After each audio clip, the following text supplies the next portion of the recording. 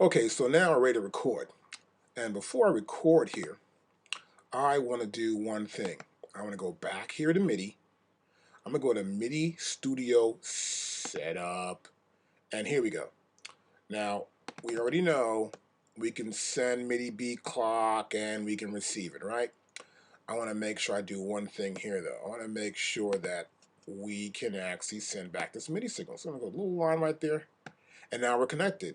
We're connected from the MPC 500 connected to the in on the MBox 2. So we're out of here to the in on the MBox 2, MIDI in. Good.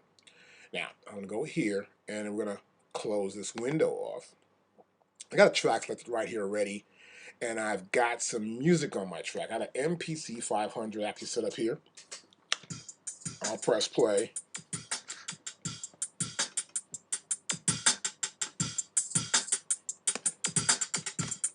So now, we're set to go. But first, before I do anything, I want to go here and we're going to go right here to setup, and we're going to go to beat clock. Here's beat clock right here. Now here in beat clock, I'm enabling the MIDI beat clock for the MPC 500. Turn it on, turn it off, turn it on, right? Okay. Now we know it's controlled. We know what our offset already is. Good, we're ready for that. Now here, as you can hear when I play it, I've got a different tempo going on. I'll press play.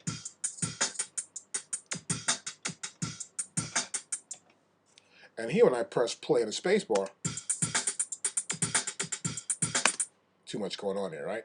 So what we want to do here right now is we're going to go in here to our tempo, and my tempo is supposed to be like 81. And I'll press OK. Now I'll press play.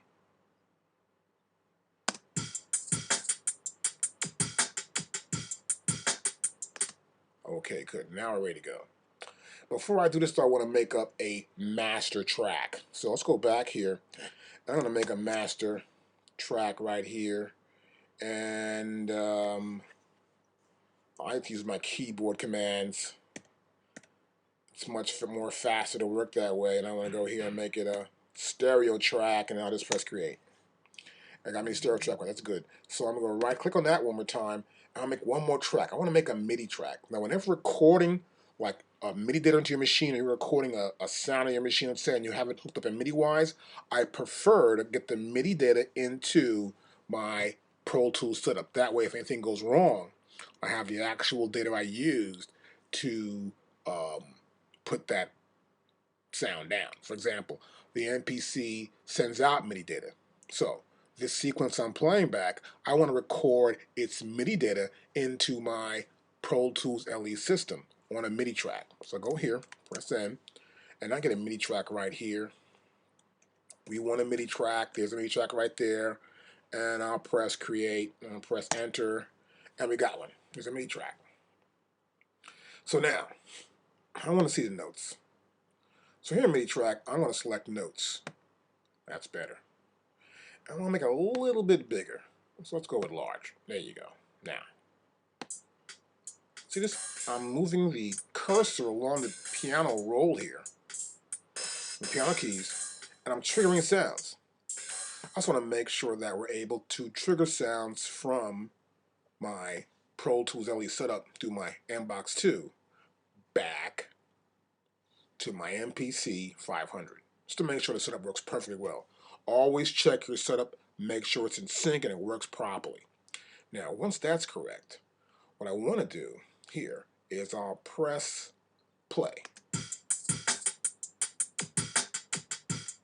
And see, I've got my record button on here, right? And here I don't, so I gotta put record on here.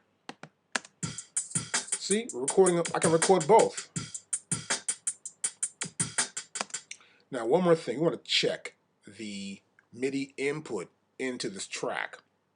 So now we're gonna go to the next window, and we're gonna go right here to our, let's see, mix window.